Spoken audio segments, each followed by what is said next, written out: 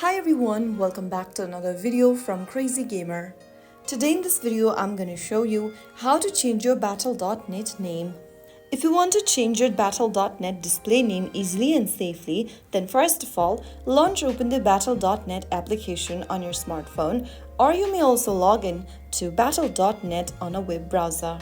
After you're signed in, go ahead and click on your profile picture at the top left, and then from the expanded menu, click on Account. Now click on Account Settings. Under Account Settings, tap on Account Details. Here you will be able to see your personal information tab. Tap on Update right underneath. Now go ahead and change your name in the text box. Write down your first and the last name and tap on Save, and this will now change your display name on Battle.net account. So that's how it's easily done. If you found the video helpful, don't forget to like, share and subscribe to the channel. I will be back again in the next video. Thank you for watching.